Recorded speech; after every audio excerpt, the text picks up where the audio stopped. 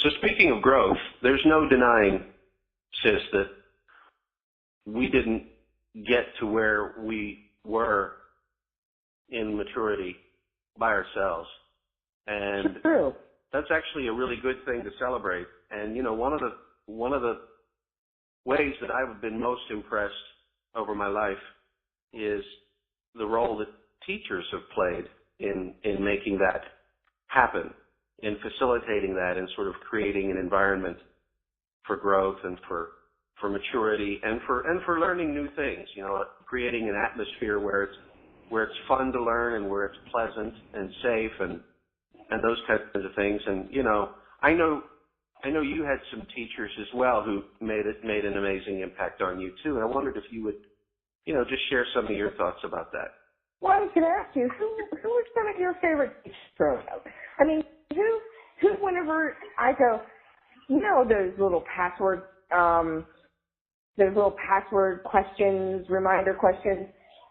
Do you ever pick that one question as your favorite teacher in elementary or your favorite teacher in high school and put that name down? Do you ever use that one because that teacher made such an impression on you that you use it in a password remember thingy?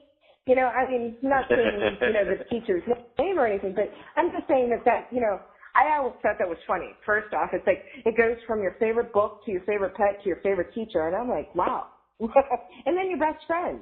I'm like, can they all be in one? The same name? Can I have them all the same name? Oh, that's so cool.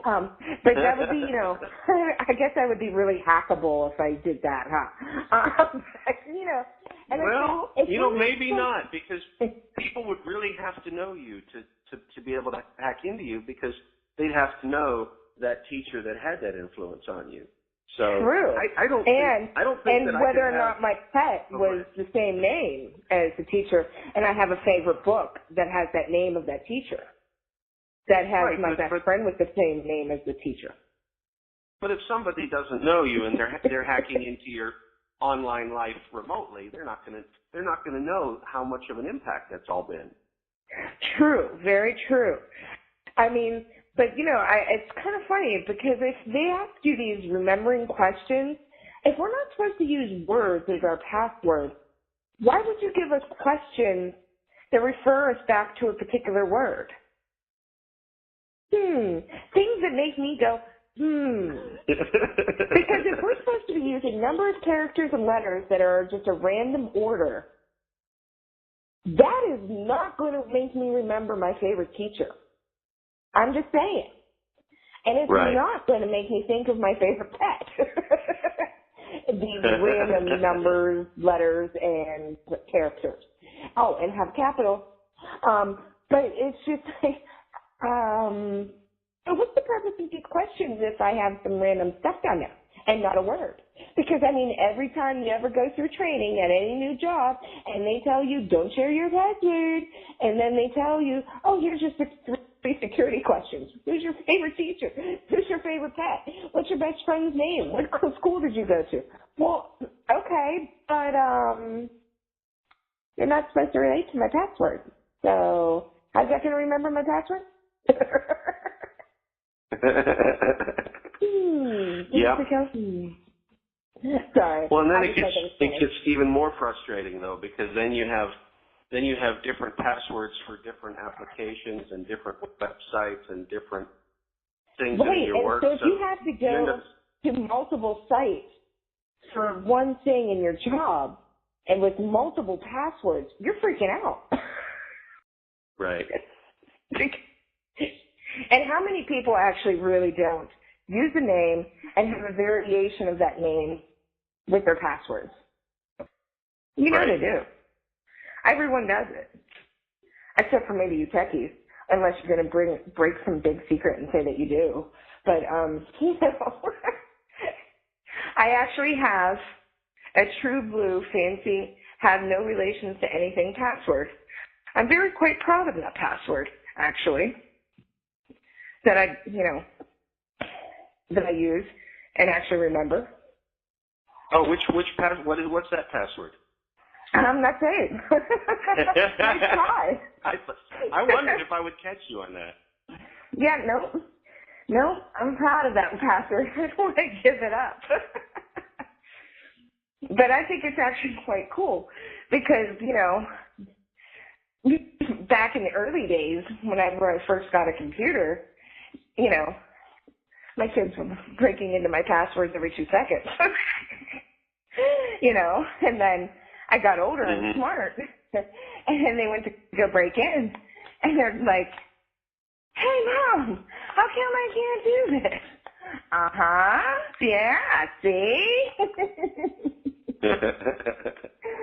So, yeah, I thought that was, I'm quite proud that I, have gone to the advanced world of password action that doesn't actually make a word. That's so funny. So, Yeah. so all of this came about because teachers made such an impact on you. True. Yeah. We do tend to, as I jokingly say with one of my consumers, digest instead of digress. Because I think one time they were trying to say digress and came out digest. I'm like, yeah, I'm really digesting every piece you're saying to me. Keep going. And he's like, oh, no. I said, did you mean digress? And he goes, yeah. I'm really digressing from our main topic too, so that's great. No, I like it.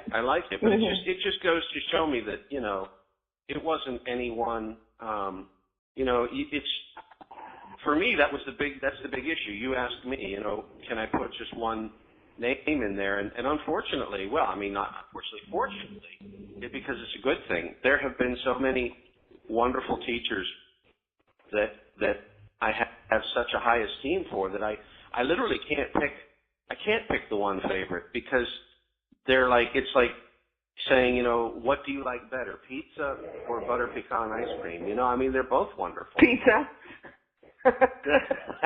Pizza. So, we got your password now, so now we know what your password is. Pizza. Darn it! Now I'm gonna go in and have to change everything. Darn it! So it was like that. It was like that all through school, and I have to say, college or high school or both?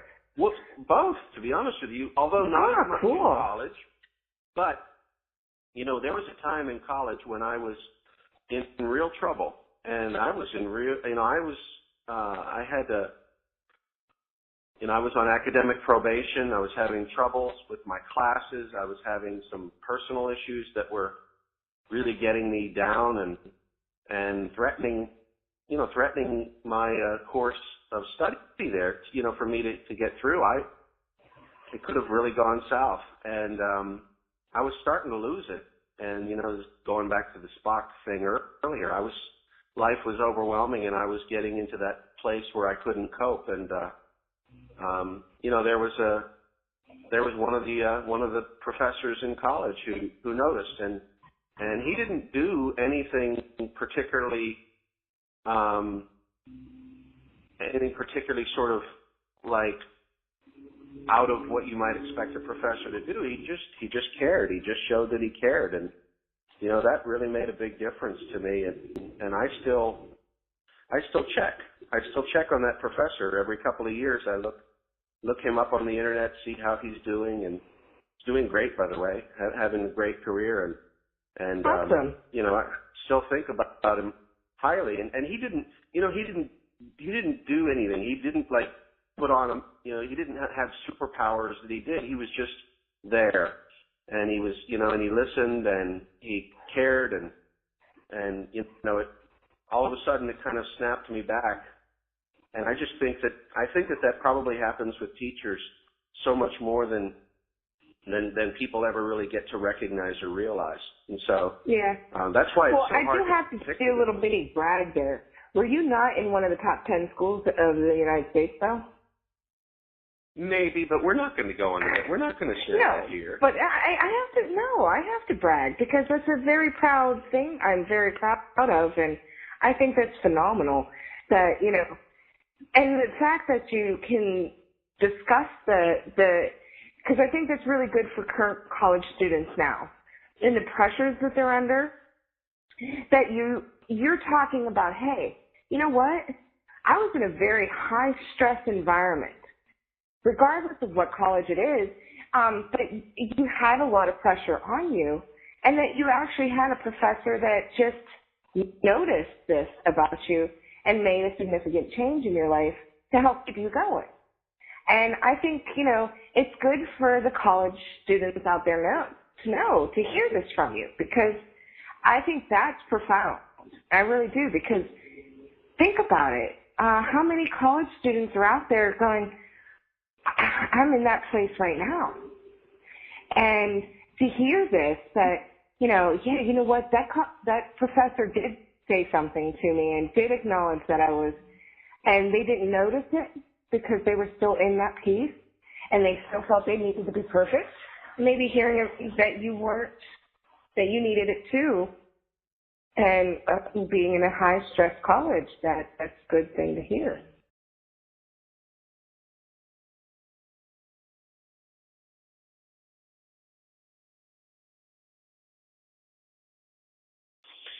Well, that really points out something that relates to your education. You have an advanced degree, if I may brag on you a little bit, and you have it. Go ahead. Say the difference between ours. Not that I'm proud of it or anything, or I'm using this, but go ahead. Well, you have it in an area, clinical psychology. You have it in an area that I actually think is very helpful for people. And I know growing up, our generation, there was a negative stigma associated with going to see a psychologist or see a therapist or to talk about that. And after sort of going through some of these things on my end, you asked about the schools, and one of the things I want to say is that most, if not all, of the schools today, the tier 1, the top schools, they recognize that this is really something that's a high value for students and really is necessary. And so I think most of these schools have some pretty substantial student resources to help with these pressures today, and I think it's absolutely necessary. And that's one of the things that I wonder. I mean, I have nothing against online education or remote education. I think those are great things. But I feel like if you're actually enrolled in the school that where you're on campus and you can go down to a student center, or you can, if things get tough, you can go and get support from some counselors or that kind of thing. I actually think that can make a huge difference. Oh yes. There is one thing. Being an online student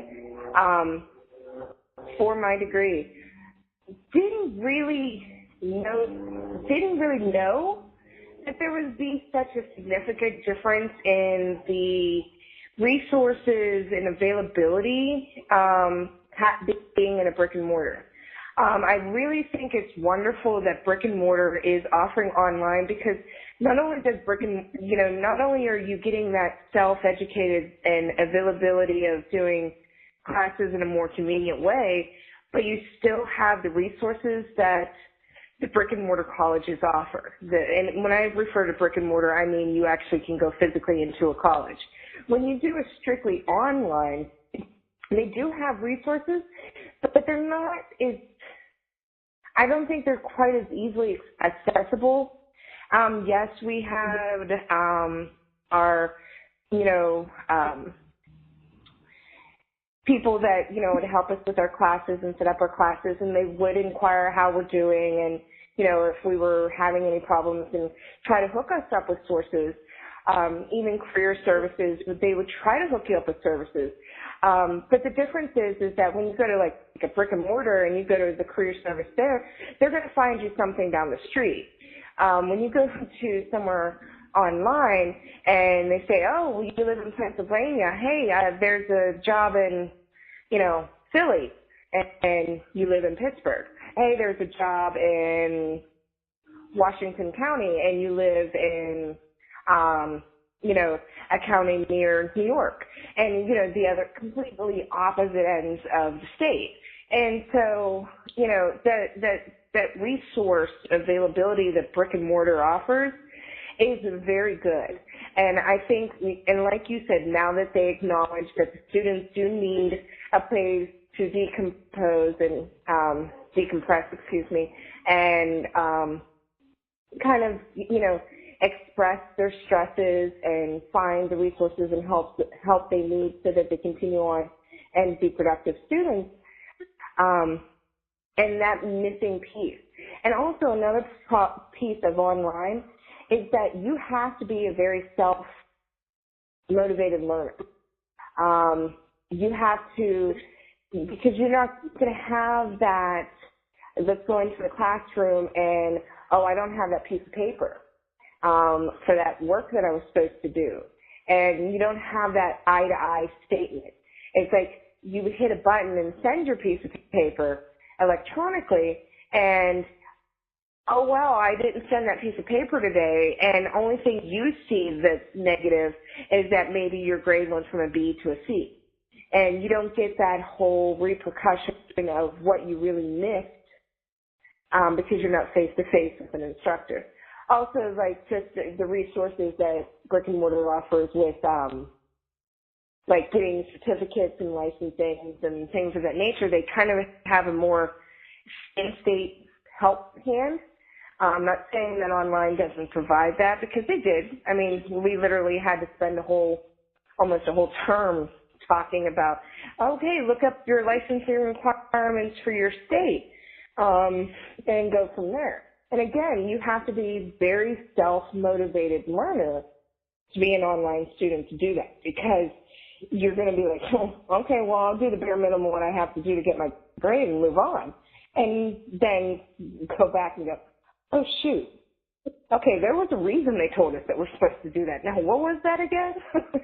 And realizing, a potentially important piece was missed because you didn't pay enough attention during that piece, because you were just trying to get your grade. So, those are the pros and cons. And I would never, ever, if I had to go back for more classes for anything, I would definitely do online again, just because it was very helpful, because I was able to work full-time while getting both of my degrees. So, if I didn't have that availability of an online course to do those things, I wouldn't have been able to get my degree. So, online has benefits, but brick and mortar still really has good resource benefits as well, and has maybe just a little tinge more, especially if it's someone just fresh out of high school and hitting straight on to online, kind of miss not only the social interaction, the growth that you have that's required of you to kind of become a little more independent and things of that nature. I'm not saying that somebody straight out of high school can't have that self-motivated learning skill to actually succeed as an online, but they do miss some essential pieces that, actually showing up in a brick and mortar offers. So, I think that's a lot. I think why master's degrees are more popular online degrees these days, because of the fact that most people have already done the whole brick and mortar, get their bachelor's, and so they already kind of know what's out there and the resources that come with it. And so taking an online course to get their master's degree just is an easy follow-up, because they already know what's entailed. But then, but now it's starting to explode and become way more popular. I've actually known people who've gotten their associate's degree in a hand-on technical situation strictly online, and I'm like, well, how did you learn the hands-on? And because I didn't until I went on my internship. I'm like, oh, okay, how difficult was that when you got there? She goes, really, really hard. So, they're out there and they're useful and they helped people to advance, but sometimes pieces can be missed that can be essential into that learning and growth. Right. Well, this actually brings up an interesting point. What if it's not just merely teachers who contribute to some of your fondest educational memories? What if it's actually counselors? Counselors can be such an important, or ministers, or support groups. That could actually really be something special in terms of looking back on something. You can really say, wow, this group helped me make it through some really hard times. Oh yeah, I completely agree with you on that, because with a human being a social being, I really believe that groups and counselors and certain people that have passed through our lives have made significant roles in how we grew and developed in that particular stage. One of the things when I was in school, we had to go through like a life skills class. And it's literally the stage of development from birth to death. And stages of development doesn't stop because you turned 18. Stages of development goes through ages 40s and 70s and things of that nature. And then it's always casual. And so the thing is that we can't just think that, oh, well, I'm an adult now, I don't need this, and it's not going to affect my next stage of development. Oh, yeah, it really does. It has an impact. It really does impact the people who have gone past in our different stages of development have dictated how we are dealing with the next stage of development in our lives. Thank you so much for being a follower. Feel free to like us and follow us on our channel. This is a really great idea to just pop out, and it's wonderful that we kind of just come together, and we thank you for listening to us.